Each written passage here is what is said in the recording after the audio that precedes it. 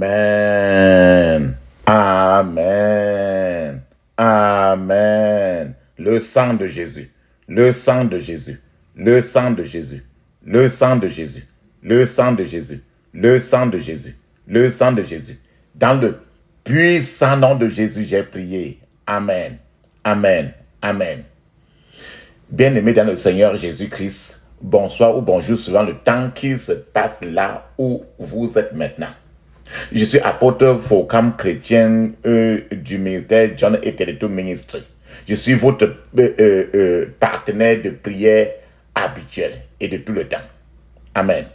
La Bible nous dit dans 1 Thessaloniciens chapitre 5, verset 17, il est écrit « Priez sans cesse ». Et c'est pour ça que nous sommes en train de continuer toujours à prier, suivant la recommandation qui est écrite dans 1 Thessaloniciens chapitre 5, verset 17. Notre thème, notre sujet de prière aujourd'hui et maintenant, c'est ce que j'ai intitulé « Prière du fils de perdition ». Prière du fils de perdition. Qu'est-ce que je veux dire prière du fils de perdition? Est-ce qu'il y a certains enfants qui sont des enfants de perdition? Fils de perdition. Prière du fils de perdition. Fils de perdition, ça vient encore d'où? Ça vient encore, ce genre de thème sort encore d'où? C'est quel genre d'enfant comme ça? Est-ce que c'est tous les enfants? Fils de perdition. Il peut être chez toi, fils de perdition. Ça peut être toi. Allons voir. Il est écrit dans Jean chapitre 17, verset 12, il est écrit « Lorsque j'étais avec eux dans le monde », c'est Jésus qui parle. Quand il est en train de lever la voix au ciel. Quand Jésus parle, il est en train de lever la voix au ciel. « Lorsque j'étais avec eux dans le monde, je les gardais en ton nom. J'ai gardé ce que tu m'as donné et aucun d'eux ne s'est perdu.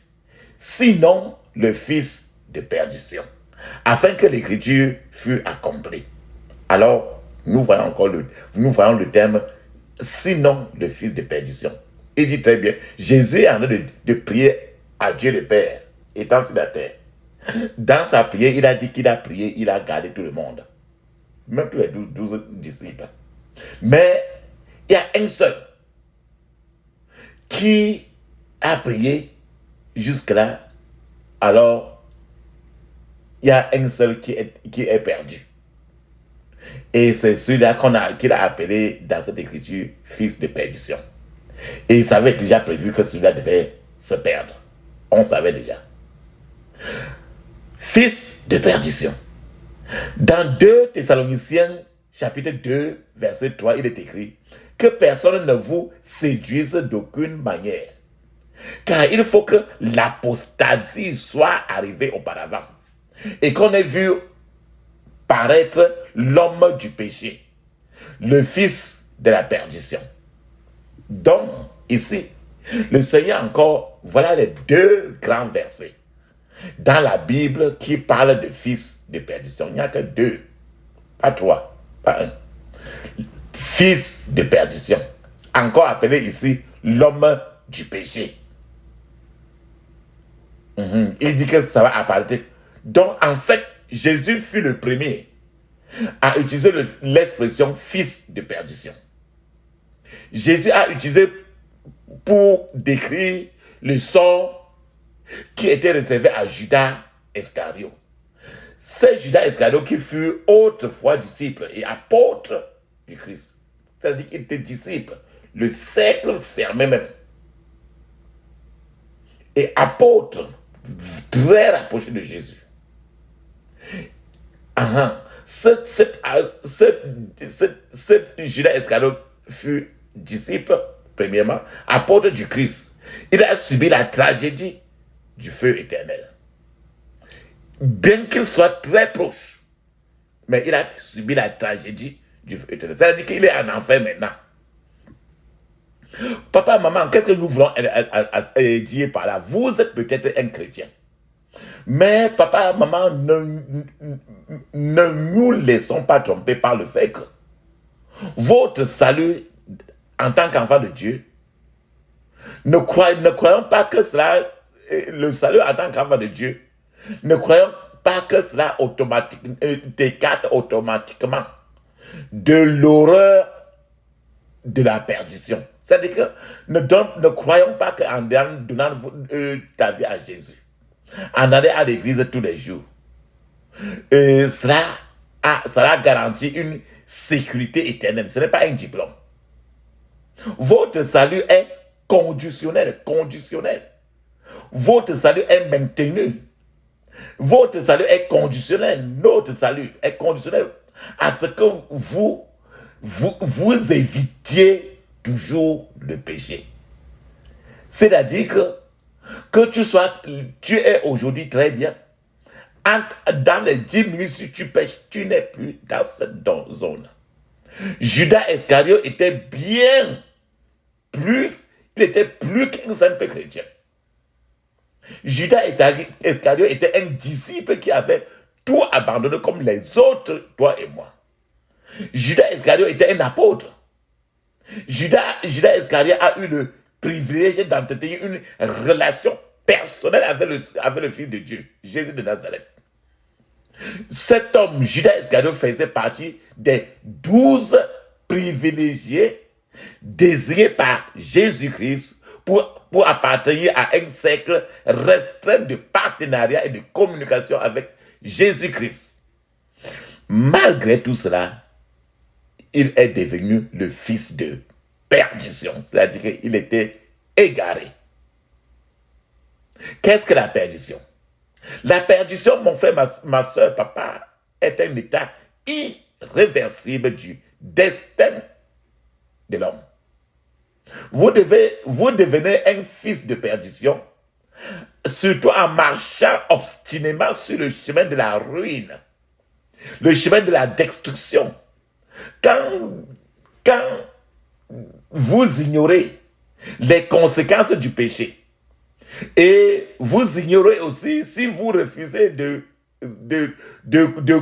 voir le péché et ses conséquences, si vous ignorez le salut éternel de Dieu, alors à ce niveau-là, vous vous inscrivez. Vous inscrivez votre nom dans le livre de la perdition, dans le registre de la perdition. La perdition, c'est en fait la condamnation éternelle.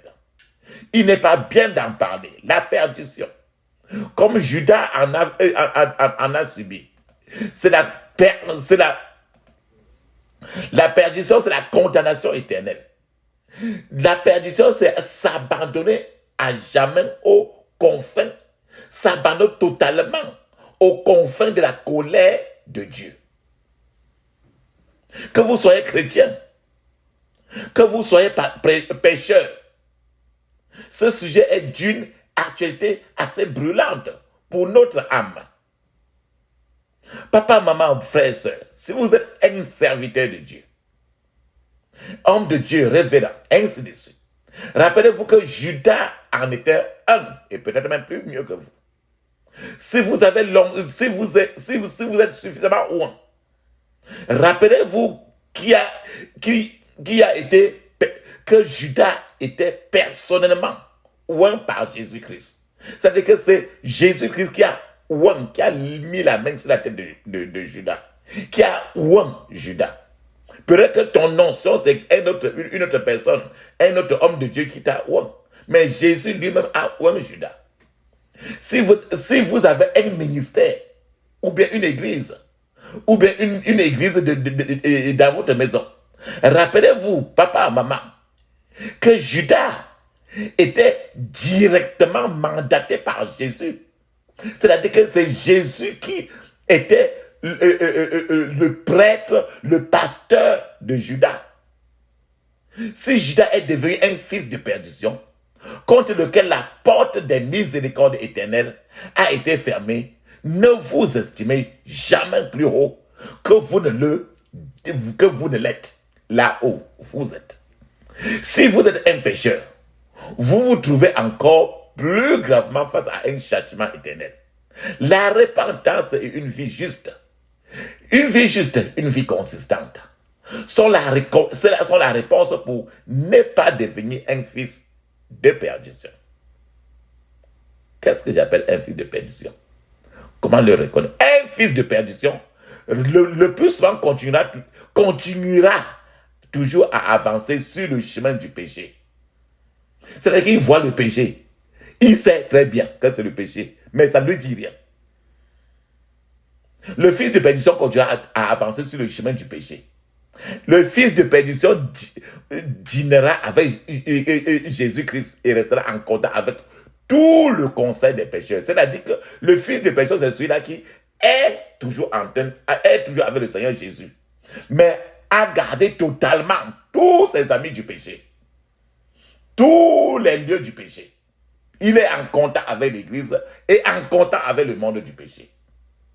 Un enfant de perdition, un fils de perdition, péchera en secret et il va toujours doit toujours prétendre être juste parmi ses frères.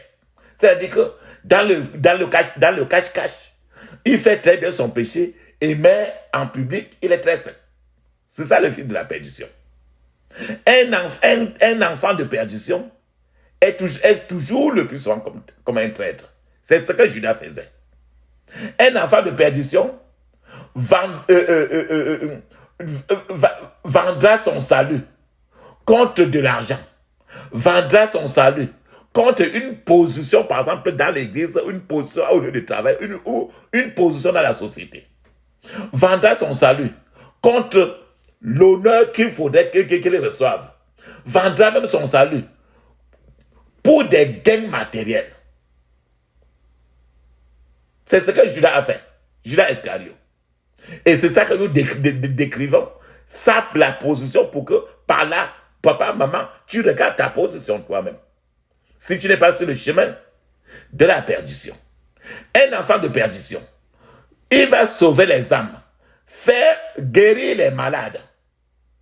L'enfant de perdition, il va conduire la délivrance des gens et finira jusqu'à faire des guérisons, être pasteur, guérir les malades, conduire les délivrances, mais à la fin de la journée, va en enfer. Un enfant de perdition ne recherchera la miséricorde que lorsque la porte sera pour toujours fermée. C'est ce qui s'est passé avec Judas Iscariot. Un enfant de perdition perdra à la fois ses acquis et ses compromis et son âme en enfer. C'est ce qui s'est passé sur Judas. C'est pour ça que nous sommes en train de décrire la qualité aujourd'hui d'un enfant de perdition. Un enfant de perdition est destiné à passer l'éternité en enfer de son propre choix. C'est-à-dire qu'il n'est pas innocent. C'est de son propre choix. C'est encore ce que Jésus a dit très bien, Jean 17, 12, très bien. Lorsque j'étais avec eux dans le monde, je les gardais en ton nom. J'ai gardé ce que tu m'as donné et aucun d'eux ne s'est perdu. Sinon, le fils de perdition. Afin que l'écriture fût accomplie. Dans cette écriture, on comprend très bien que Jésus a gardé tous les autres disciples par les prières. Mais il a perdu rien que le fils de perdition. Le fils de perdition, c'est que Jésus a prié trop, mais ça n'enlevait le fils de perdition. Lui, il est celui-là qui a décidé qu'il ne veut rien suivre de Dieu et il s'en va en enfer. Un point, un trait. Le fils de perdition s'est perdu sous les selles de Dieu. Il était caché sous l'ombre du Très-Haut, mais il était perdu, bien qu'il était à l'intérieur. Le fils de perdition s'est égaré sous la direction directe de Jésus-Christ. Se perdre sous l'ombre des ailes de Dieu est une chose assez terrifiante. C'est-à-dire que tu es contrôlé par Jésus-Christ, mais tu refuses Jésus. Se perdre malgré la protection divine est encore même très effrayante. Judas était perdu. Mais Jésus a continué toujours à le couvrir. Mais Judas lui-même avait décidé que non, La provision et les privilèges de Dieu sont impétents pour le fils de perdition. La provision encore et les privilèges de Dieu qu'il donne à un fils de perdition, c'est pour lui, il considère cela comme impétent parce que lui, il a mis dans sa tête qu'il va vers Satan un point, un trait. Peu importe les prières. Dans la prière dans le passé, Jésus a déclaré qu'il n'avait perdu que le fils de perdition. Il a gardé tous les 11. Mais il a gardé tous les 12. Mais il a perdu néanmoins le fils de perdition, Judas Iscariot. Il a essayé de tout garder, mais il a perdu toujours le fils de perdition. C'est cette personne-là que, tel qu'en soit, bien qu'il les ait tout enseigné, tous les 12 disciples, mais il a toujours perdu le fils de la perdition. Le fils de perdition périt toujours malgré tout ce qui sera fait pour le sauver. Toujours. Le fils de perdition ira toujours en enfer malgré tous les efforts déployés pour le faire aller au paradis. Prie comme tu veux. Le fils de perdition a dit non. Le fils de perdition va s'asseoir. Le plus souvent, tu verras un fils de perdition s'asseoir avec d'autres chrétiens. Il prie avec eux, travaille avec eux, avec d'autres ouvriers de Dieu. Il va vivre sous la direction de Jésus-Christ, apprendre la même tradition de l'Église. Mais ce fils bien qu'ayant fait tout cela, le fils de la perdition, ses yeux sont beaucoup plus sur la route de l'enfer, et non par ignorance. 2 Thessaloniciens 2:3 dit que personne ne vous séduise d'aucune manière, car il faut que l'apostasie soit arrivée auparavant et qu'on ait vu paraître l'homme du péché, le fils de la perdition. Encore homme du péché, fils de perdition. Qu'est-ce que ce verset nous dit encore? Différents titres sont attribués à la même personne dans ce verset de 2 Thessaloniciens 2, chapitre 3. Avant d'emprunter enfin les paroles de Jésus pour l'appeler le fils de perdition, le fils de perdition est d'abord décrit comme l'homme du péché dans ce verset. Sa venue, sa présence sera annoncée par une chute. Et c'est ça qu'on appelle l'apostasie. Cela signifie une disgrâce. C'est pour ça que Hébreux chapitre 10, 39 dit « Nous ne sommes pas de ceux qui se retirent pour se perdre. » Judas s'est retiré pour se perdre. Mais de ceux qui ont la foi pour sauver leur âme. Il y a une rétrogradation qui mène à la perdition. Il y a une apostasie qui mène au péché. Il y a un retrait de la grâce qui mène à la catastrophe. Il y a un abandon de Dieu qui mène à l'enfer. Il y a un mépris de Jésus qui conduit à un châtiment éternel. Quelle est votre position, papa, maman? Par rapport à Christ maintenant. À quelle distance ou près êtes-vous de Jésus-Christ? Vous êtes-vous approprié de ses promesses? Vérifiez votre position relative par rapport au Maître Jésus-Christ. Peut-être avez-vous déjà commencé le voyage vers la perdition. Parce que l'Acte des Apôtres, chapitre 1, 17, il est écrit, il était compté parmi nous. Et il n'avait pas au même ministère. Judas Iscariot avait le ministère du témoin de la vie du Christ. En privé comme en public.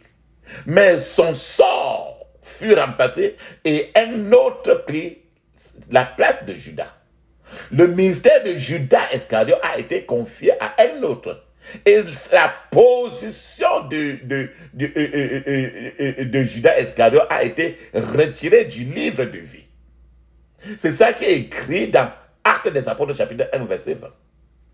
Il est écrit, Actes des Apôtres, chapitre 1, verset 20, il est écrit, or, il est écrit dans le livre des psaumes que sa maison devienne déserte et que personne n'habite et qu'un autre prenne sa charge. Donc le fils de perdition est une trahison envers son maître. Jésus a dit de lui-même, lors de sa trahison, que le Fils de l'homme mourra. Les Écritures disent que cela arrivera. Mais, à cause de Marc 14, 21, mais malheur à l'homme par qui le Fils de l'homme est livré.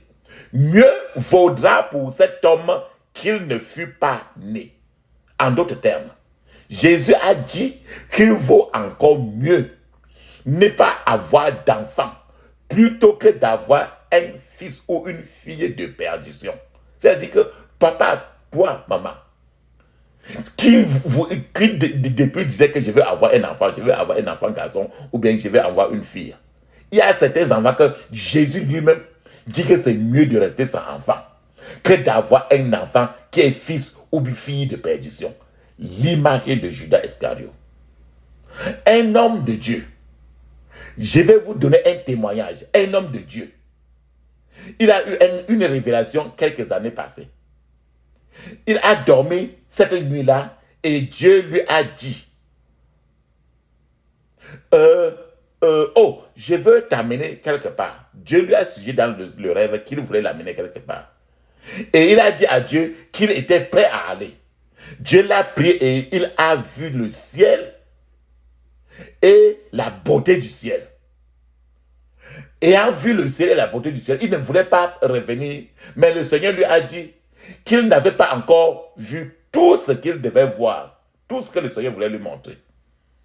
Il y avait autre, et le Seigneur lui a dit qu'il y avait autre chose encore à voir. Alors, il a été amené dans un autre endroit où il a vu le feu de l'enfer qui brûlait.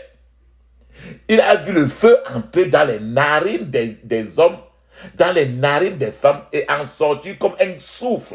C'est-à-dire que les gens respiraient, le feu entre dans les narines et sortit comme un souffle. Il voyait le feu comme des vers de terre. Le feu entrant et sortant dans les gens. Il a vu des hommes et des femmes pleurer, rouler et gémir dans de grandes lamentations. Il a vu de nombreux membres de son église, et ces membres qui sont morts et qu'on est parti au village de les enterrer depuis. Mais qui gémissent à l'heure-même en enfer. Alors, quand il a vu tout ça, il a considéré très bien, il a regardé la souffrance sur le visage des gens. Et il s'est effondré, il a commencé à pleurer. Et jusqu'à ce qu'il ne se réveille, il a décidé de ne pas faire partie de ceux qui passeraient l'éternité en enfer. Alors le Seigneur lui a dit, mon fils, sais-tu pourquoi la plupart de ces gens sont ici? Et l'homme qui réveille, il a répondu, comme toi, comme moi, qu'on pouvait répondre, que cela devait être dû au fait qu'il vivait dans le péché. Mon frère, Dieu lui a dit, mais Dieu lui a dit que ce n'était pas correct, sa réponse. Dieu lui a dit que ces gens-ci sont allés en enfer pour trois raisons. La première raison, c'est le syndrome de c'est comme ça qu'on fait. C'est-à-dire suivre la voie et la tradition des multitudes dans la société. Et suivre la voie et la tradition des gens va t'amener toujours en enfer. C'est-à-dire que quand quelqu'un meurt, tout le monde va au village pour l'enterrer. Et au moment où on est en train de dire qu'on est en train de prier avant de mettre la personne dans le tombeau, le plus souvent la personne est déjà en enfer et on a payé un prêtre pour prier, pour dire que Dieu, que la personne s'y va au ciel, alors que la personne, comme nous avons vu ici, là, est déjà en enfer depuis en train de pleurer, en train de regretter.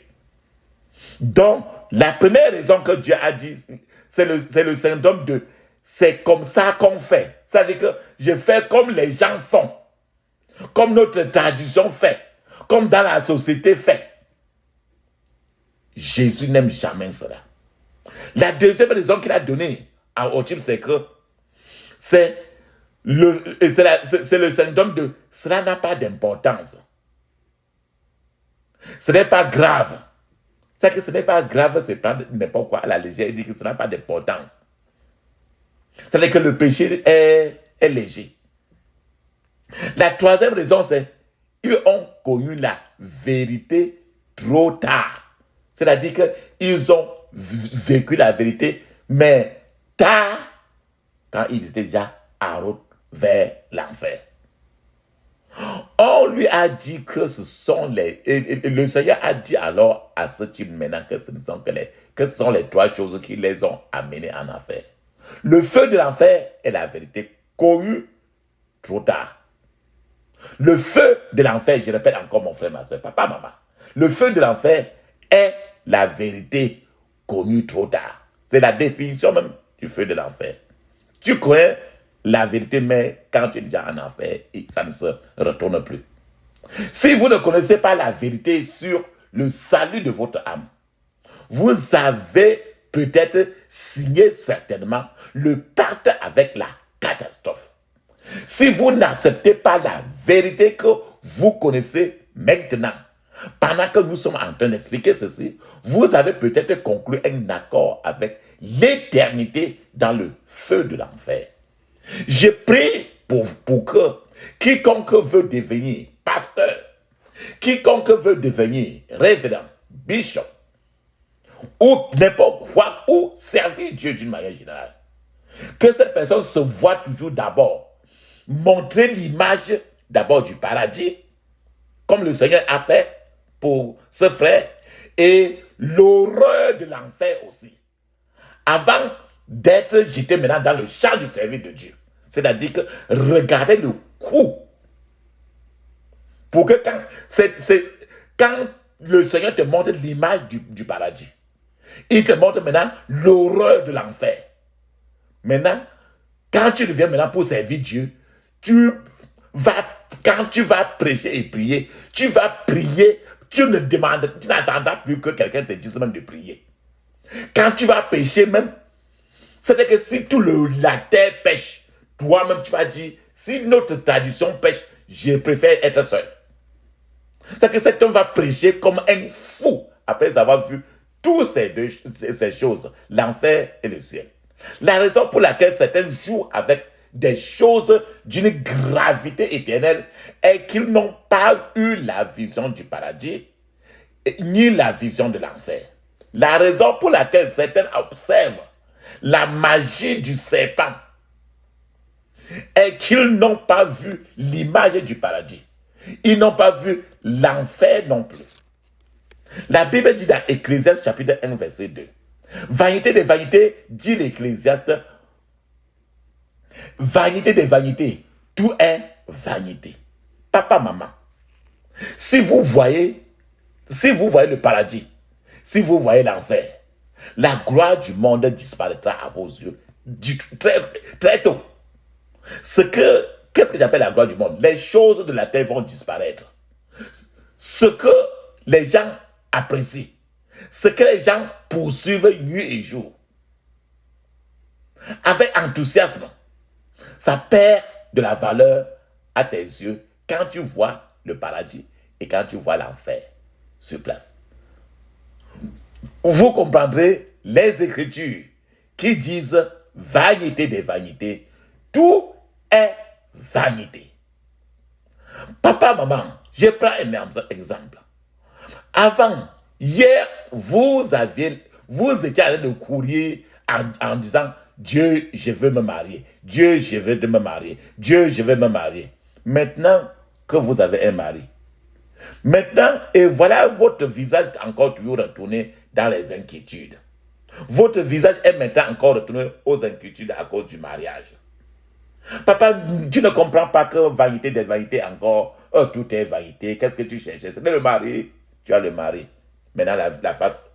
Le mariage. Le mariage et les difficultés du mariage. L'enfant, ainsi de suite. Vanité des vanités, tout est vanité. Avant, vous étiez en train de pleurer parce que vous vouliez des enfants. Dieu vous les a donnés. Et maintenant, vous êtes encore la sorcière qui sème des insultes dans votre propre famille. Tu traumatises l'enfant, tu m'amènes ton foyer.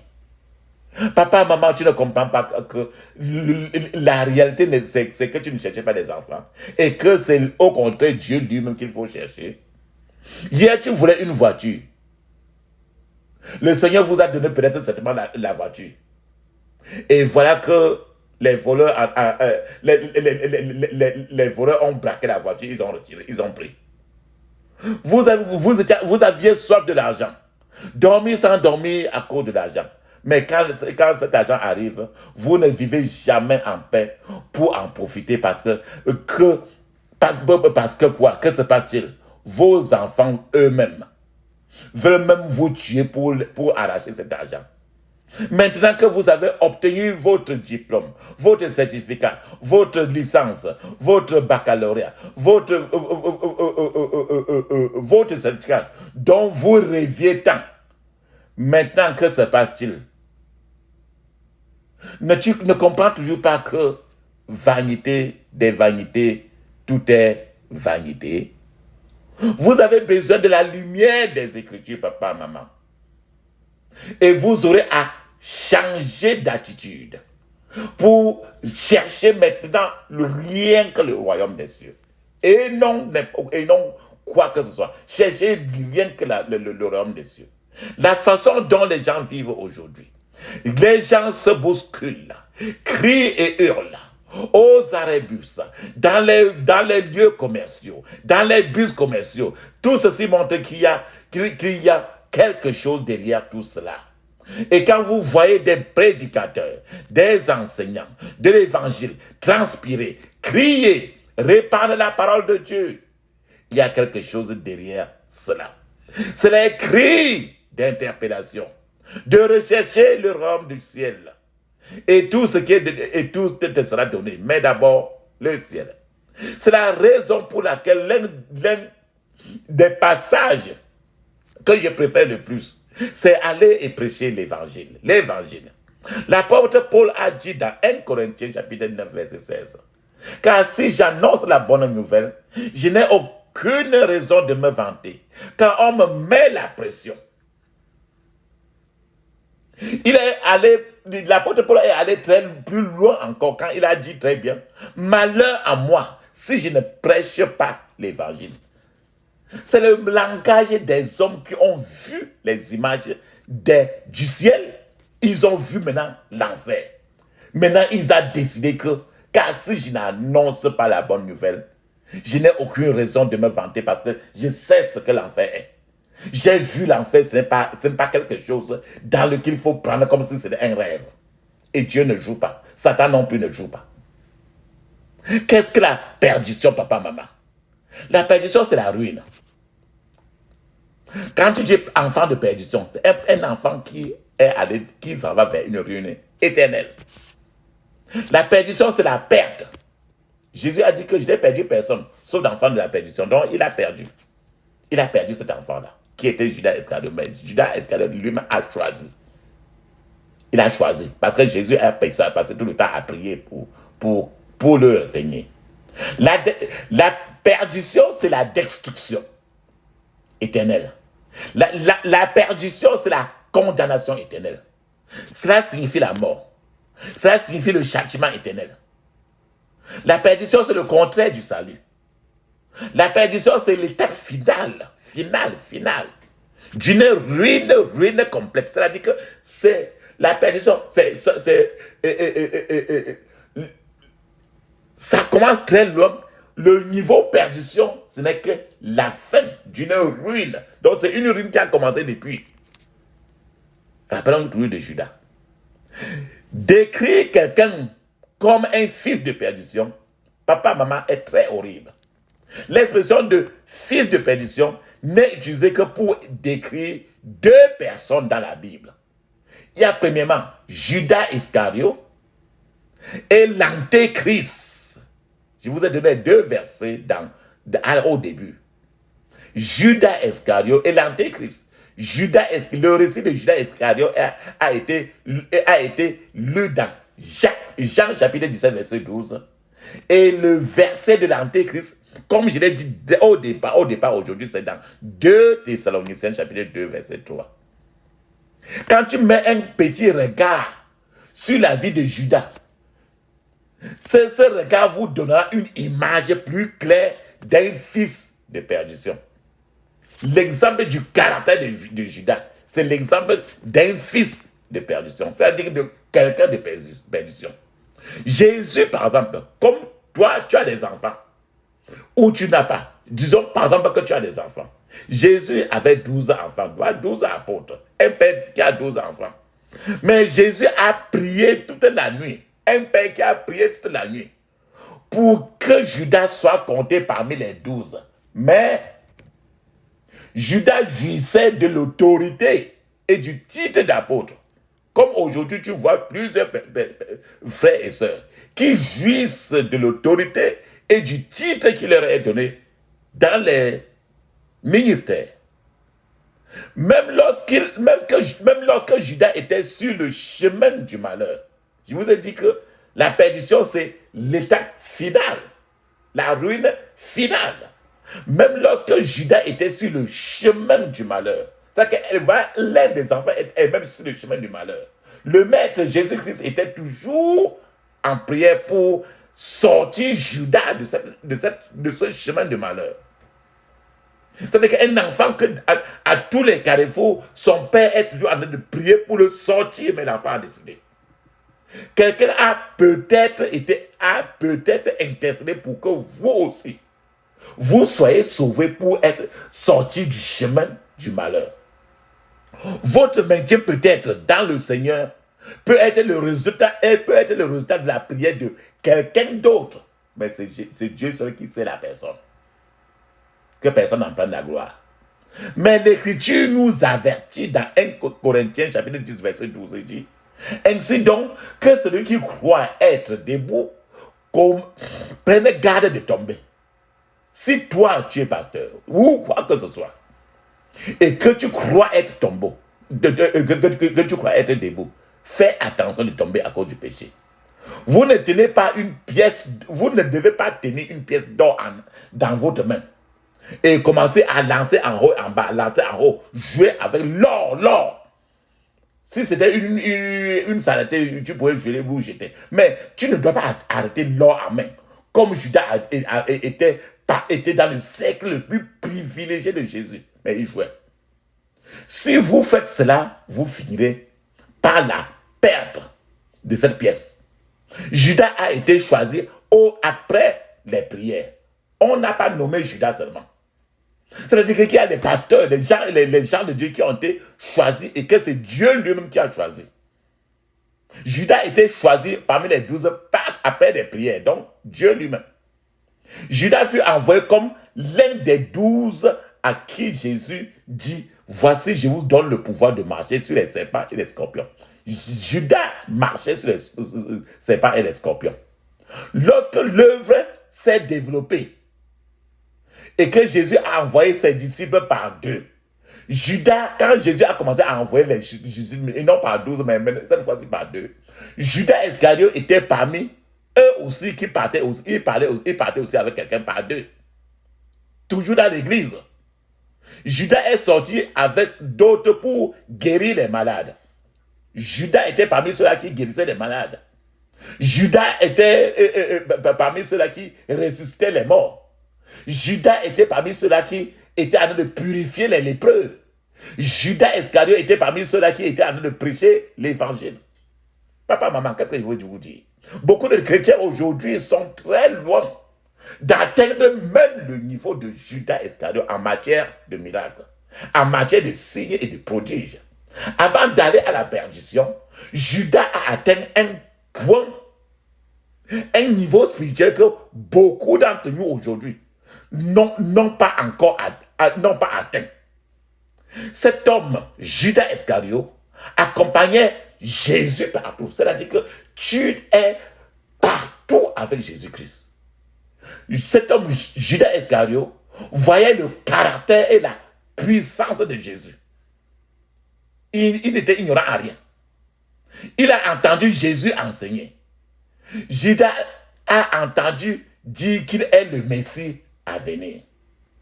Malgré tout ce qu'il a vécu, malgré tout ce que Judas Iscariot a vu, malgré tout ce que Judas Iscariot a vécu, Judas n'est jamais parvenu à une foi totale dans le Messie, bien étant du coup. Mais il n'était jamais avec Dieu, de son cœur. Lorsque l'ennemi a finalement décidé de détruire Judas Iscariot, voilà comment il a procédé. Satan d'abord a poussé pour que Judas soit nommé trésorier du ministère de Jésus. C'est-à-dire qu'on te met... Alors, et Judas était responsable de l'argent. Et on sait que Judas aimait trop l'argent. Papa, maman, vous devez faire attention à ce que le poste qui vous est proposé, peut-être à l'église, peut-être à ton lieu de travail, ne vous ruine, ne soit votre tombeau. Votre position de leader, votre position de CEO, votre position pourrait vous fermer la porte du ciel. Vous devez faire preuve d'une grande prudence. Regardons encore, vous êtes, peut-être on vous appelle mère d'Israël, peut-être on vous appelle mère de Juda, peut-être on vous appelle mère de l'Égypte. Peu importe les titres qu'on vous donne partout où vous vous trouvez, ce titre sera peut-être ce qui vous fermera la porte du ciel. Votre prétention à la prééminence dans le ministère sera peut-être ce qui vous fermera la porte du ciel. Je rentre encore toujours sur Judas Iscariot. Cet homme, lui, il fut chargé de l'argent.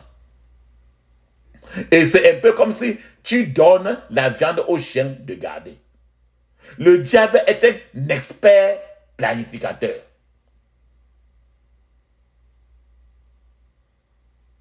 Judas a été chargé de ce qui a fini par le ruiner.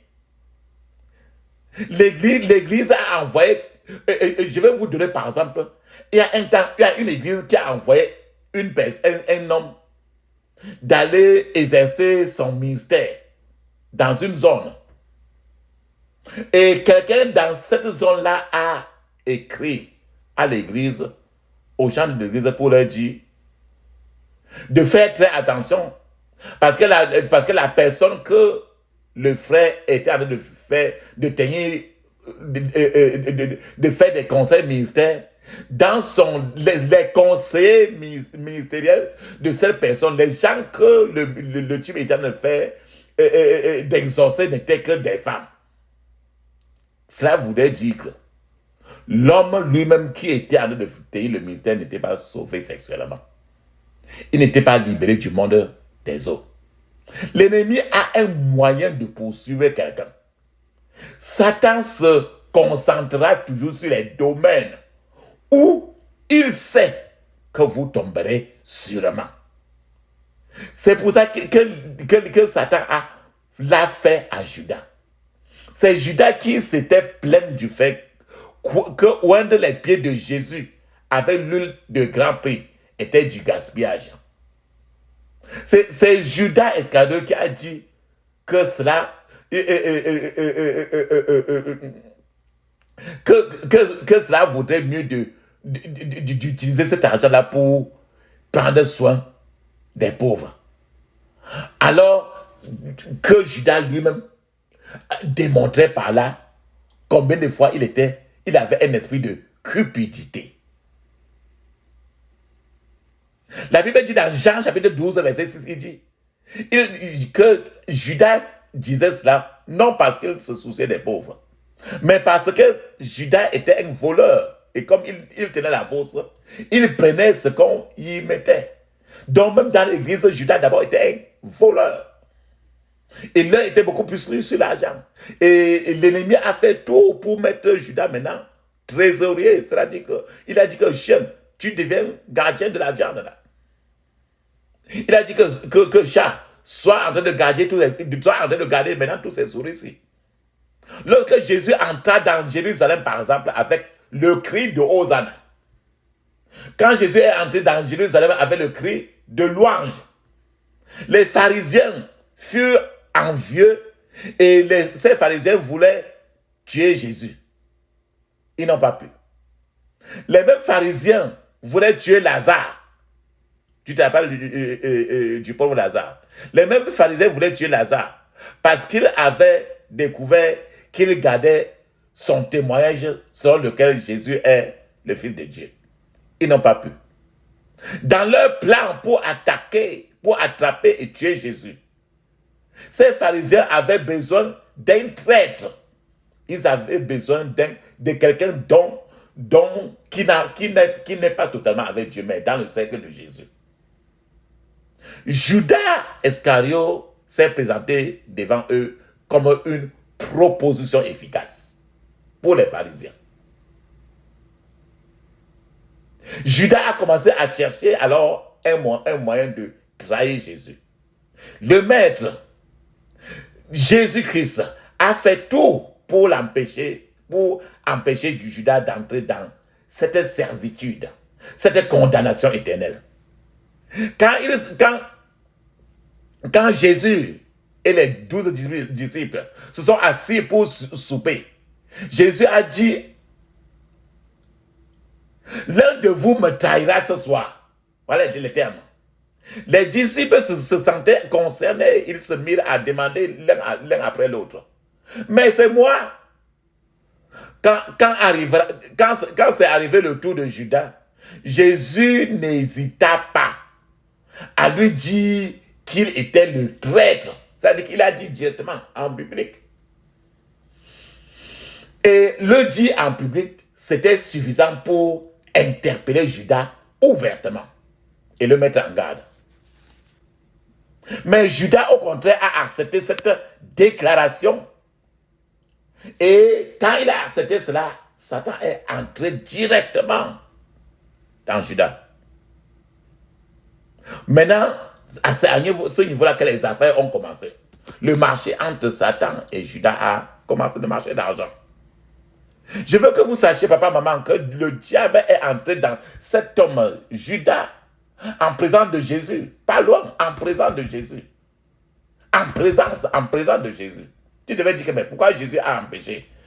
En présence, parce que Judas a accepté. Judas a poursuivi son compromis de trahir le Fils de Dieu et a perfectionné son acte par un baiser. C'est ça que nous avons appelé le baiser de Judas. Après avoir été arrêté, Judas a commencé à regretter son acte. Mais quand il a été arrêté, quand il a tout fait, Judas a ramené l'argent à ceux qui avaient engagé ses services. Le repentir de Judas et sa restitution était trop tard.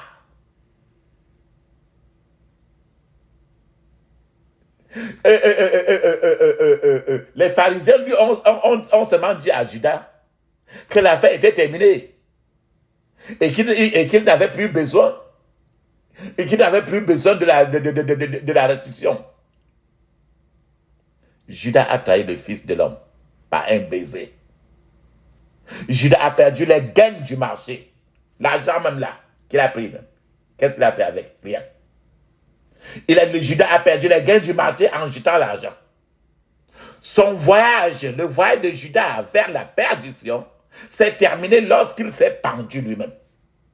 Et plus tard, Judas a ouvert les yeux dans l'étang de feu pour récolter les récompenses éternelles de sa trahison. Les compromis, papa, maman, peuvent être très doux. Quand tu te compromets, c'est très doux. Mais les angoisses de l'enfer, les souffrances de l'enfer, les condamnations de l'enfer sont terribles. Les compromis peuvent être de secondes pour finir toute une éternité dans les pleurs. Les plaisirs de ce monde sont peut-être agréables, mais les souffrances de l'enfer sont infinies, papa, maman. Les souffrances de l'enfer sont infinies. Vous trahissez peut-être encore le maître jusqu'aujourd'hui dans vos efforts commerciaux. Vous trahissez peut-être encore Jésus-Christ dans la poursuite de votre carrière. Vous trahissez encore peut-être Jésus-Christ dans vos activités, dans vos jongleries, l'hypocrisie dans l'église, etc. Un jour, le Seigneur rendra à chacun selon ses œuvres parce que rien n'est fermé. Tout ce qui est obscurité devient lumière quand le temps viendra. L'argent que Judas a jeté a été utilisé pour acheter au contraire un cimetière. Papa, tout ce que tu souffres peut-être et que tu le récoltes par un marché noir peut servir encore toujours vers la mort. L'argent de Judas, l'argent que Judas a jeté a été utilisé pour acheter un cimetière. Judas Iscariot a perdu son argent. Il a également perdu son âme. La tromperie du diable est très claire. Tout ce qu'il vous présente maintenant ne fera que de vous un fils de la perdition. Et c'est pour ça que nous sommes en prière aujourd'hui. Vous perdez ce don ainsi que votre âme. Vous venez d'entendre un bref, papa, maman, un bref récit de Judas Iscariot, le premier être humain à être appelé le fils de perdition. Et qui l'a appelé? C'est Jésus-Christ de Nazareth. Quand tirez-vous, papa, maman, jusqu'à Judas appartenait à une tribu proche de Jésus. Pas loin. Judas connaissait Jésus personnellement. Il a passé des années à travailler et à voyager avec Jésus clairement. Mais il manquait d'honnêteté avec de l'argent. L'ennemi a donc pu le choisir comme le meilleur candidat disponible pour la mission de trahison de notre Seigneur Jésus. As-tu pris aussi ce poste-là?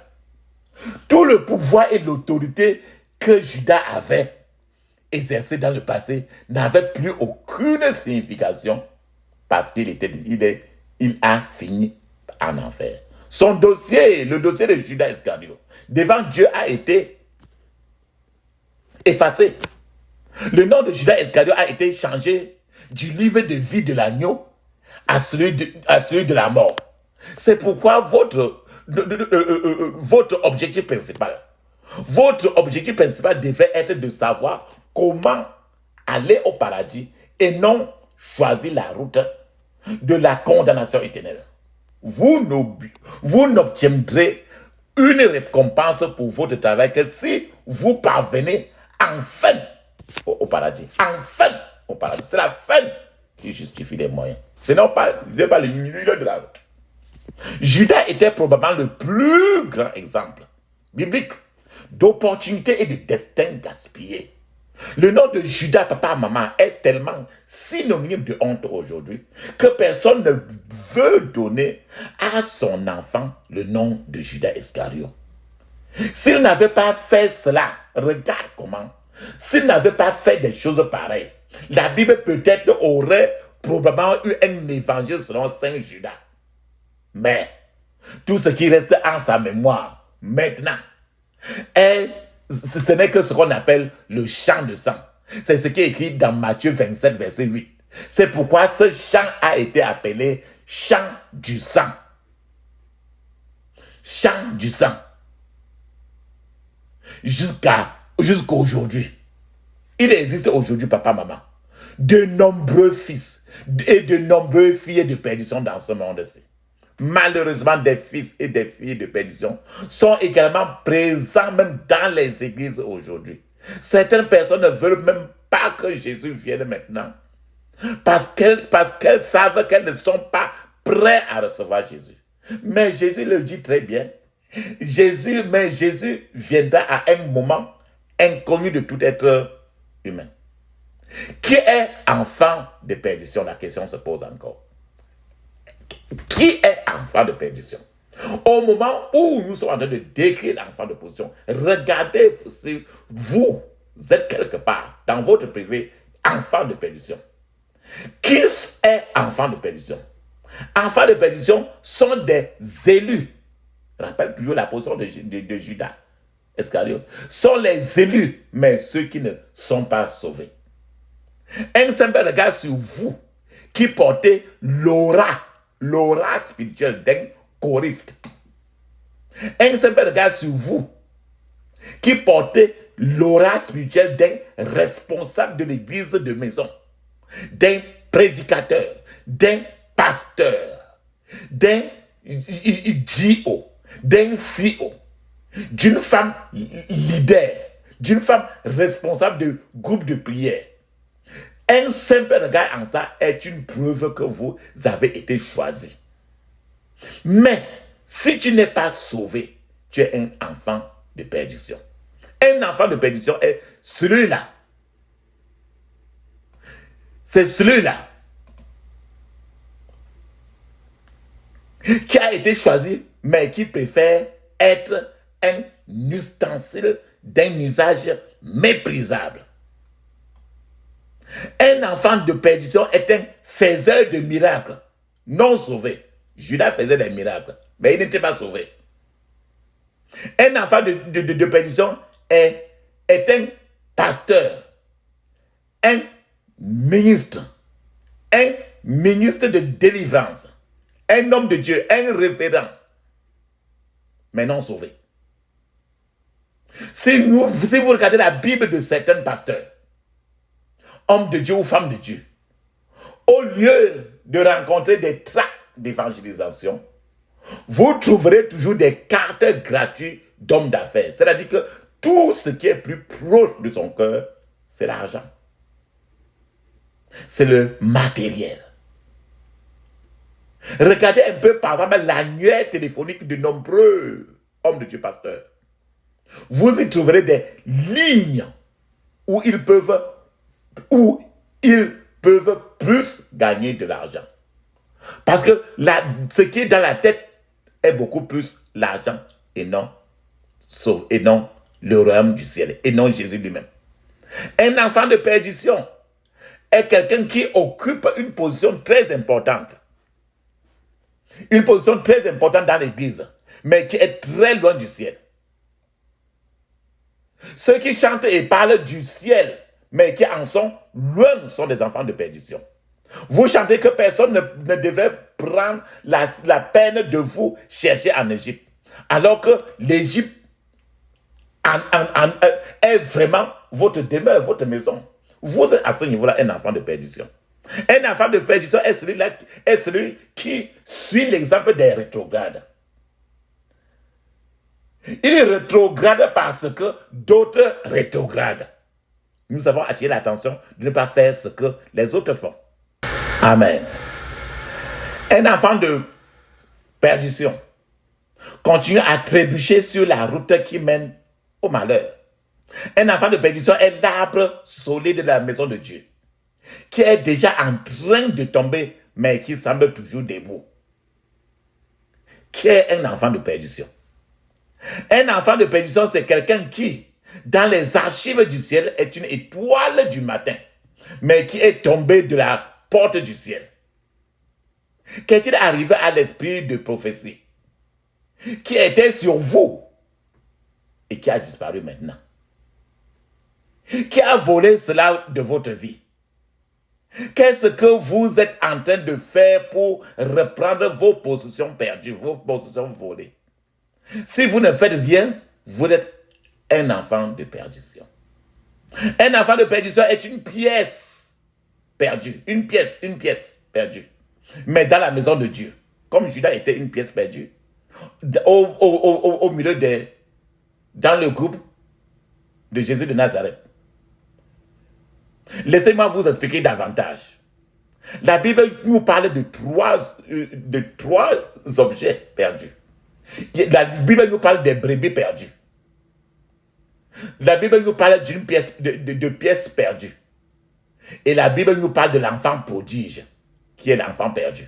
L'enfant prodige qui est perdu et est revenu. Il est facile de retrouver une brebis perdue. Une brebis c'est un animal là. Il est facile de retrouver une brebis perdue grâce à ses bêlements dans la rue. Parce que la brebis perdue, il bêle, il pleure dans la rue. Cela représente les incroyants, affligés par le diable dans le monde.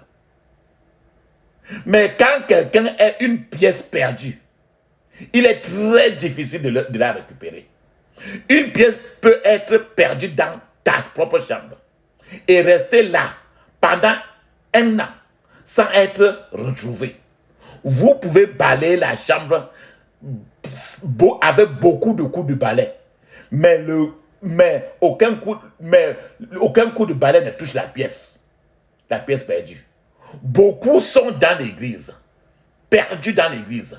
Ils ont disparu devant Dieu. Ils désobéissent à Dieu. Ils ont abandonné Dieu. Ils ont perdu leur chemin. Ce sont à l'âme encore des pièces perdues. Je suis d'autres fois même inquiet des acteurs et des hypocrites dans la maison de Dieu. Parce que le feu et la puissance du jugement de Dieu les découvriront qu'ils le veulent ou pas. Si vous ne vous repentez pas et que le sort du fils de perdition vous tombe dessus, la Bible dit qu'il vaut mieux que vous ne soyez pas nés. Un enfant de perdition, qui est-il? Un enfant de perdition est quelqu'un qui possède la lumière de Dieu, mais qui abuse des opportunités et des privilèges de Dieu. Regardez toujours Judas. Les opportunités déterminent la responsabilité.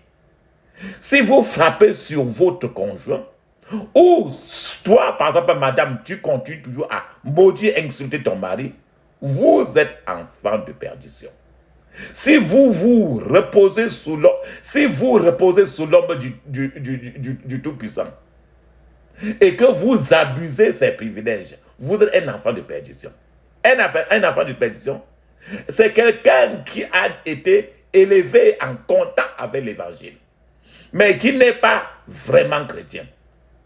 Regardons toujours Judas. Vous fréquenterez peut-être l'école de dimanche. Vous êtes peut-être des enseignants de la parole de Dieu depuis votre enfance, en tant que femme. Mais maintenant, vous vous livrez à des relations immorales avec des hommes. Tu n'es qu'une fille de perdition. Il y a un étrange, par exemple, je vais vous donner un exemple, un témoignage d'un étrange visiteur qui allait, un évêque de près de 68 ans.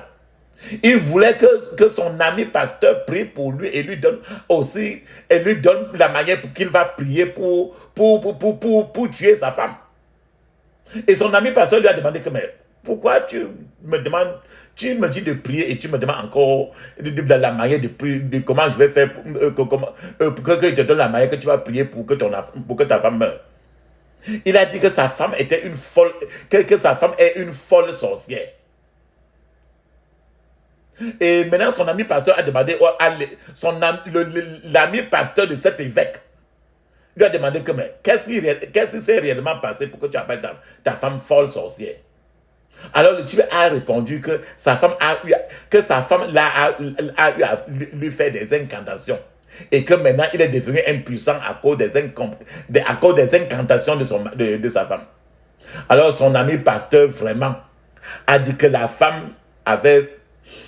Et son ami pasteur a compris que sa femme avait rencontré une fois cet évêque dans son bureau en train de commettre l'immoralité, la fornication avec une femme en tant qu'évêque. Et son ami pasteur alors a conseillé cet évêque très durement et de manière très blessante. Et ceci était dans le sens de le mettre en garde, car il avait déjà pris le train de voyage pour la fin de sa carrière en enfer. C'est-à-dire que pour être fils de la perdition. L'expérience de cet évêque montre que lorsqu'il était pasteur, il était pasteur de perdition. C'est-à-dire qu'il était pasteur du lit, pasteur des femmes.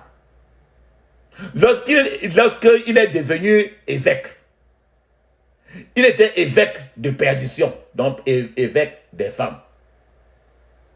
À 68 ans maintenant, il était encore sur le chemin de la perdition.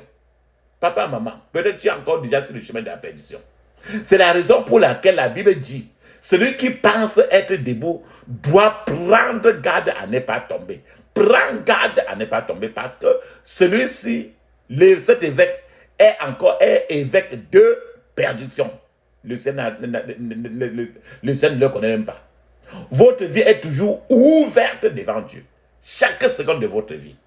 Il y avait l'histoire, par exemple, d'un homme qui était entré dans le champ d'un autre pour voler. Je vais vous donner encore des témoignages. Alors, cet homme a demandé à sa petite fille de monter la garde par là qu'il a de voler pour l'avertir en sifflant si quelqu'un arrivait. Alors qu'il poursuivait ses travaux du vol dans le champ de quelqu'un. La jeune fille a sifflé une fois et a dit que quelqu'un les regardait. Le père n'a vu personne. La jeune fille de même a sifflé la deuxième et la troisième fois. Au grand ennui de son père qui ne voyait personne les regarder. Finalement, la jeune fille a pointé son doigt au ciel et a dit, papa, quelqu'un nous regarde à partir du ciel là-bas. Papa, maman, Dieu vous regarde. Le jour de votre mort, vous rencontrerez la terrible réalité de l'éternité, qui est un fils de perdition. Le fils de perdition est celui qui a tous les avantages spirituels, mais ne se soucie jamais des choses de Dieu. Il a tous les manières de prier, mais il ne lui dit absolument rien. C'est un fils de perdition. Ceux qui font des choix qui les conduisent à la perdition sont des enfants de perdition. Tu choisis une route qui va t'amener à la route qui est loin de Dieu. C'est la femme de la perdition.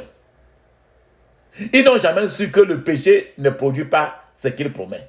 Je vais vous donner un exemple de quelqu'un qui a pris un choix croyant qu'il est toujours en train de marcher sur la route de la perdition et à un certain niveau, l'alarme a commencé à sonner.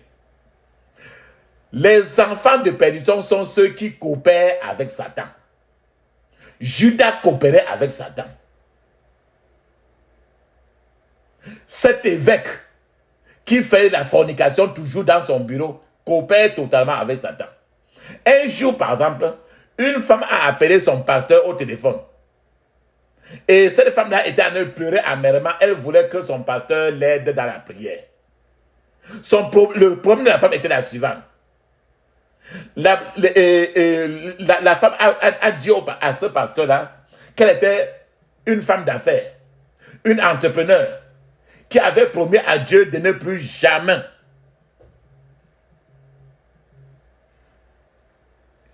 qui avait promis à Dieu de ne plus jamais coucher avec qui que ce soit dans le processus d'obtention d'un contrat.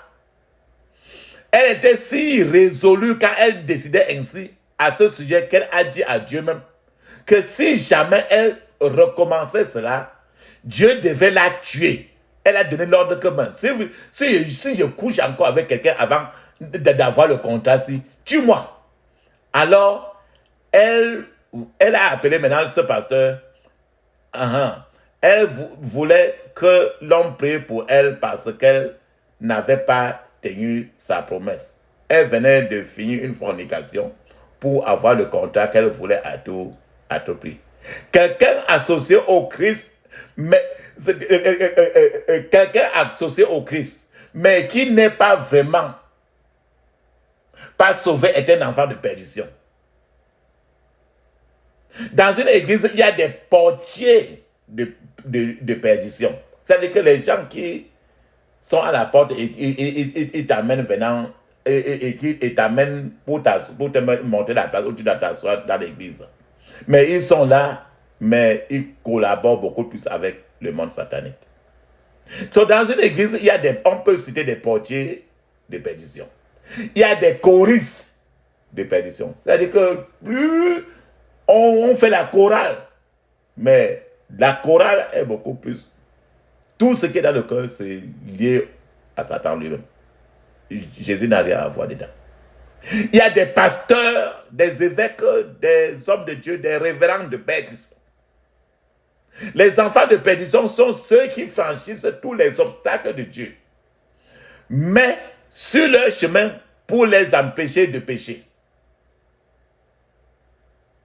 Je répète encore, les enfants de perdition sont ceux qui franchissent tous les obstacles que Dieu met sur leur chemin pour les empêcher de pécher. C'est ce qui s'est passé avec Judas. Les enfants de perdition brisent toutes les barrières de Dieu pour les retenir du péché. Dieu met même les barrières que ne pêche pas. Je ne veux pas que tu pêches. Mais ils brisent ça, ils passent.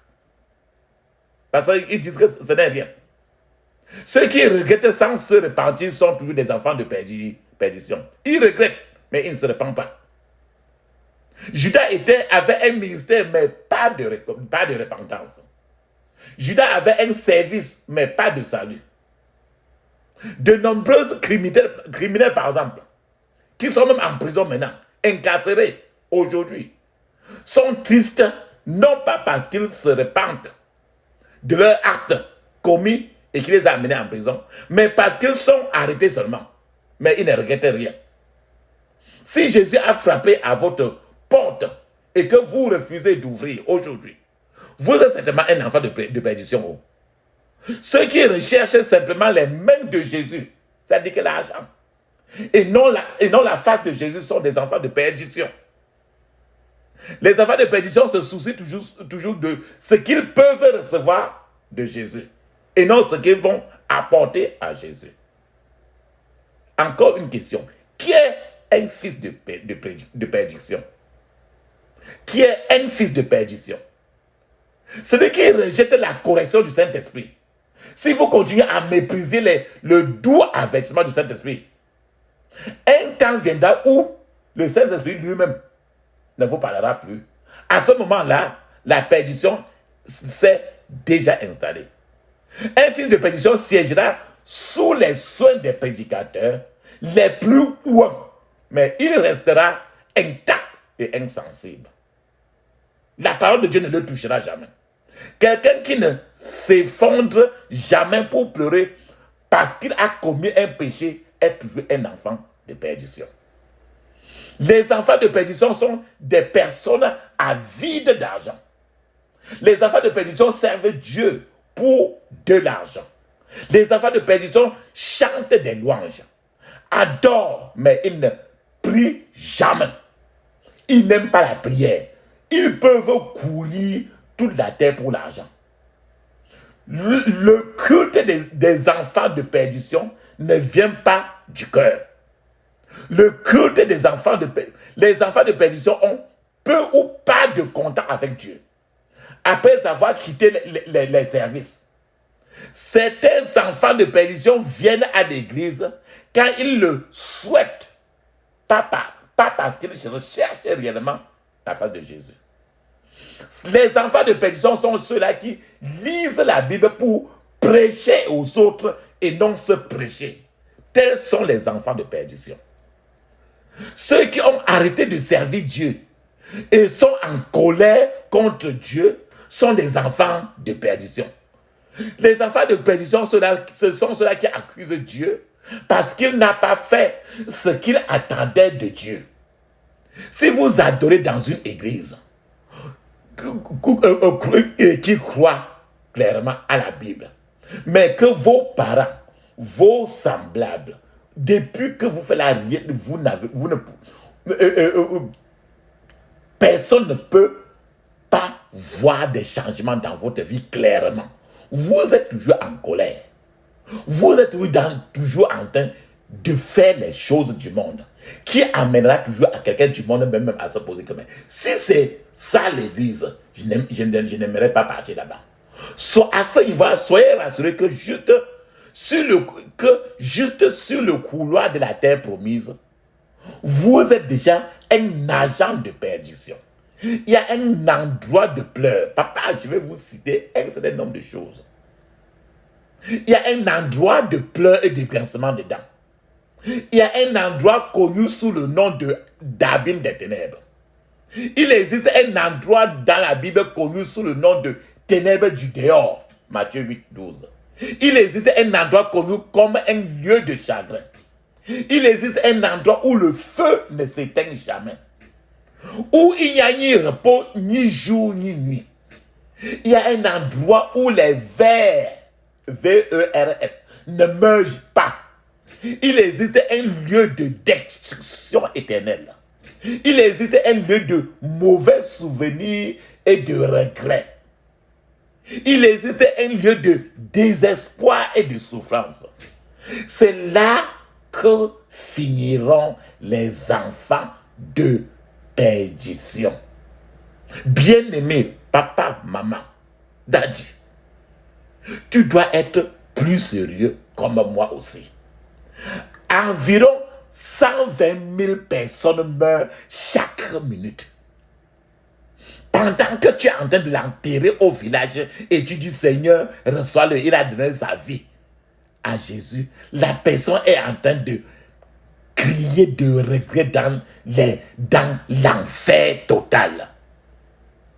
Et 99% de ceux qui meurent chaque seconde autour de toi, ce sont des personnes qui sont directement, ils vont directement en enfer.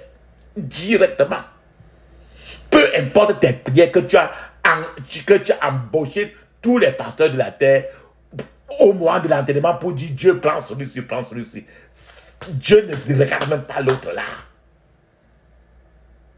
Pourtant, les Écritures disent que l'enfer s'est agrandi pour en accueillir davantage. C'est-à-dire qu'à cause de Ésaïe 5, verset 14, que la bouche de l'enfer était très petite. Mais les gens sont en train de toquer la porte de l'enfer dont la demande pour entrer en enfer est tellement plus grande qu'aujourd'hui c'est même très inquiétant. Ésaïe 5, verset 14 dit que voilà pourquoi le séjour des morts s'ouvre et s'élargit démesurément. La splendeur et la richesse de Sion, Sion c'est toi et moi, y descendent tout comme son joyeux tapage. Donc l'enfer qui n'était pas réservé pour toi et moi, mais qui était réservé rien que pour Satan et ses agents. Maintenant, tous les enfants de Dieu sont 24, chaque seconde sont en train de toquer les portes. Et maintenant, la bouche de l'enfer s'est élargie. Parce que la demande d'entrer en enfer est plus pressante. Combien de personnes, je vais vous interpeller papa, maman, Moïse a été enterré rien que par Dieu et non par son village. Dieu, jusqu'à aujourd'hui, la Bible déclare très bien que le tombeau de Moïse, personne ne pourra te montrer que c'était une personne. Dieu lui seul a enterré Moïse. Dieu n'a pas besoin de toute la terre. Quand il s'agit par exemple de la prière, tu ne verras personne. Si quelqu'un meurt, tout le monde sera tellement content. On va t'appeler que telle personne est morte. C'est un peu comme si tout un chacun voudrait que les gens aillent en enfer. Mais tu dis prie pour ne pas aller dans le lieu de la perdition. Chaque personne veut écouter. C'est pour ça que je dis encore que environ 120 000 personnes meurent chaque minute. Et parmi tout un chacun que tu es en train d'accompagner au village pour enterrer, presque eux tous, 99%, sont en enfer dans la souffrance éternelle qui ne finira plus jamais. Papa, maman, qu'attends-tu? Est-ce que tu vas toujours entrer dans le bus de la perdition? C'est inquiétant, c'est Ésaïe chapitre 5, 14. Ésaïe chapitre 5, 14. Un enfant de perdition. Qu'est-ce qu'un enfant de perdition? La terre est remplie des enfants de perdition aujourd'hui. Le Seigneur Jésus ne cesse de frapper la cloche. L'enfant de perdition périra comme les Israélites dans le désert. Disons que Judas Iscariot était dans le Nouveau Testament. Mais même dans l'Ancien Testament, l'enfant de perdition était toujours là. C'est que l'enfant de perdition, c'est comme les Israélites dans le désert. Par exemple, bien que les colonnes de feu et la nuée protégeaient les enfants d'Israël, les enfants d'Israël se déplaçaient dans le désert. Ils étaient protégés par les colonnes de feu et la nuée. Mais ces enfants d'Israël périssaient progressivement. Ce fut une expérience très terrible qu'ils ont vécue. Vous devez crier au Seigneur que vous ne voulez pas que votre sort soit ainsi. Les enfants d'Israël étaient déjà sous la malédiction du ravage. Dieu leur avait annoncé qu'ils allaient périr dans le désert. Leur voyage était surveillé déjà par une malédiction de Dieu divine. Malgré le fait que Dieu ait déclaré leur ravage, Dieu les protégeait toujours. Donc papa, Dieu les protégeait toujours. Les enfants d'Israël mangeaient toujours d'une manière céleste. C'est-à-dire que la manne du ciel. Bien que Dieu les avait avertis qu'il va les tuer. Les enfants d'Israël continuaient Dieu continuait à subvenir aux besoins des enfants d'Israël. Dieu défendait les enfants d'Israël toujours. Des miracles, des signes, des prodiges se produisaient encore parmi les enfants d'Israël, bien que Dieu avait déjà déclaré leur gaspillage. Leur cas est comme l'achat. Par exemple, leur cas est comme tu peux acheter une chèvre pour Noël. La chèvre, tu nourris la chèvre à partir du mois de juin. Parce que tu veux tuer cette chèvre-là en décembre. À cause de cela, la chèvre devient peut-être grasse, elle est fraîche. Chaque jour, tu nourris bien la chèvre. Mais en Noël, la mort attendait cette chèvre-là. En Noël, la chèvre-là va dire sa dernière prière. Tout ce qui importe aux propriétaires de la chèvre, c'est de trouver une raison maintenant et de tuer la chèvre. C'est ce qui se passe. C'était un moment très crucial. Vous devez examiner votre vie aujourd'hui, papa. Êtes-vous un enfant de perdition? Tu es déjà un enfant de perdition. Êtes-vous un enfant de perdition? Ou en êtes-vous à ce niveau? Où appartenez-vous? Si ton nom n'est pas écrit dans le livre de vie de l'agneau, tu es déjà probablement un enfant de perdition. Mais vous pouvez vous repentir maintenant, aujourd'hui. Si vous avez été hypocrite dans l'église, vous êtes sur le chemin du malheur. Vous êtes sur le chemin de la perdition comme Judas Iscariot, comme le peuple d'Israël. Mais vous pouvez vous repentir encore maintenant, aujourd'hui. Papa, ne dit pas que j'étais comme ça. Papa, ne dit pas que je suis comme ça, j'ai grandi comme ci, comme ça. Vous avez bien suivi les explications. Que le fait que vous donnez votre vie à Jésus n'est pas une sécurité sociale. Mais vous pouvez vous repentir aujourd'hui, papa. Si vous avez été hypocrite dans l'église, vous êtes sur le chemin du malheur, mais vous pouvez vous repentir aujourd'hui. Vous êtes resté assez longtemps loin de l'amour, de la grâce et de la puissance du Christ. Faites ce moment un tournant de votre vie. L'enfer est réel et le paradis lui-même est réel. Où passeras-tu ton éternité? Allons devant le Seigneur en prière. Allons ensemble. Déverse-lui ton cœur. Crie avec force et amertume pour qu'il sauve votre âme. Accepte la rédemption par le sang de Jésus-Christ. Abandonne complètement ta vie à Jésus en tant que votre Seigneur et Sauveur. Et la Bible dit très bien, dans le psaume 50, verset 15, invoque-moi au jour de la détresse et je te délivrerai et tu me glorifieras. Papa, abandonne-toi. Mon frère, abandonne-toi à Jésus-Christ. Abandonne complètement ta vie et à Jésus en tant que votre Seigneur et votre Sauveur. À Jésus, je m'abandonne. Ce qu'il me dit, je le crois. Et je prends ce qu'il me donne, la couronne avec la croix. Comptez, comptez sur lui d'heure en heure, tant que dure le combat, que l'on vive ou que l'on meure, comptez sur lui, tout est là. Que si l'ennemi se montre, mon cœur n'est point troublé. Avec Christ à sa rencontre, je puis aller sans trembler. Comptez, comptez celui d'heure en heure, tant que dure le combat, que l'on vive ou que l'on meure, comptez sur lui, tout est là, qu'on m'approuve ou qu'on me blâme.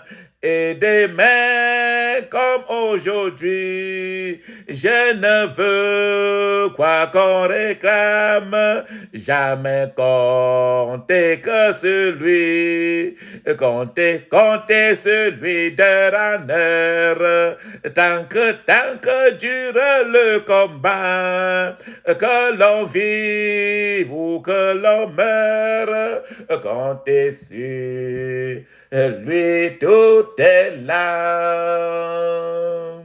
Amen. Frère et soeur, papa, maman.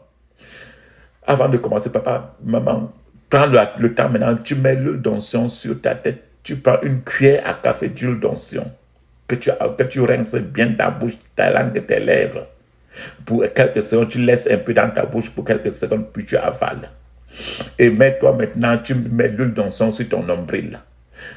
Mets sur ton nombril et n'oublie pas les enfants qui sont en train de dormir.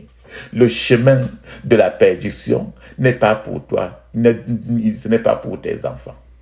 Et tu dois rafraîchir, tu dois te reconnecter maintenant au ciel si tu as perdu le chemin.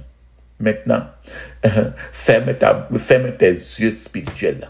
Nous, pendant tout le long de notre prière maintenant, nous n'avons pas beaucoup de prières à faire, mais c'est vous qui devez, sur n'importe quel point de prière, vous pouvez poser et répéter cette prière avec les yeux fermés suffisamment, appeler fortement. La Bible dit très bien que invoque-moi au jour de la détresse. Aujourd'hui, c'est le jour de la détresse. Et je te délivrerai et tu me glorifieras. Il va te délivrer pour que tu sortes, papa, pour que nous sortons ensemble du chemin de la détresse. Alléluia. Amen. Ferme les yeux et crie ainsi. Je couvre mon esprit, mon âme et mon corps, toutes mes possessions du sang de Jésus. Je couvre mon esprit, mon âme, tout mon corps, toutes mes possessions du sang de Jésus. Dans le puissant nom de Jésus, j'ai prié. Amen. Pouvoir de Dieu, ferme les yeux. Pouvoir de Dieu, tombe sur moi maintenant au nom de Jésus. Pouvoir de Dieu, tombe sur moi maintenant au nom de Jésus. Pouvoir de Dieu, tombe sur moi maintenant au nom de Jésus. Dans le puissant nom de Dieu, j'ai prié. Pouvoir de Dieu, tombe sur moi maintenant au nom de Jésus. Pouvoir de Dieu, tombe sur moi maintenant au nom de Jésus. Ferme les yeux. Pouvoir de Dieu, tombe sur moi maintenant au nom de Jésus. Dans le puissant nom de Jésus, j'ai prié. Amen. Dis maintenant ceci. Peut-être que tu as passé le temps aussi à trahir Jésus, trahir Jésus. Tout ce que nous avons défini, c'est trahir Jésus comme Judas. Alors pour sortir du mystère de Judas, crie ainsi. Pour sortir de l'hypocrisie, crie ainsi. Mon Père, je t'ai trahi. Aide-moi aujourd'hui, au nom de Jésus. Mon Père, je t'ai trahi. Aide-moi aujourd'hui, au nom de Jésus. Mon Père, je t'ai trahi. Aide-moi aujourd'hui, au nom de Jésus. Dans le puissant nom de Jésus, j'ai prié. Amen. Je retire mon nom esprit. Je retire mon homme esprit.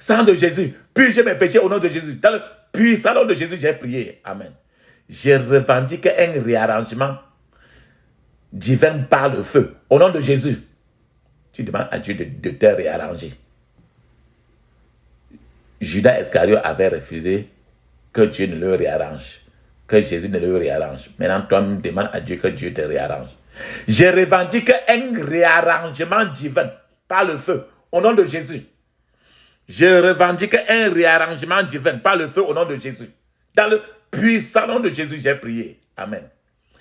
Je refuse toute contre-attaque, toute revanche, tout renforcement, tout regroupement contre moi et ma famille à cause de cette prière au nom de Jésus.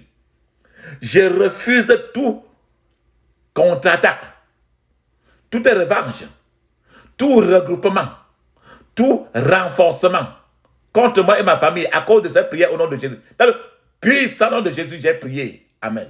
Dis ceci. Je sais cette prière dans le sang de Jésus. Je sais cette prière dans le sang de Jésus. Dans le puissant nom de Jésus, j'ai prié. Amen. Maintenant, dis Amen cette fois. Amen. Amen. Amen. Amen. Amen. Amen. Amen. Papa, maman, après, maintenant, là, continue à prier en langue 30 minutes pour sortir totalement. 30 minutes pour sortir, pour ne plus être enfant de perdition. Allons-y.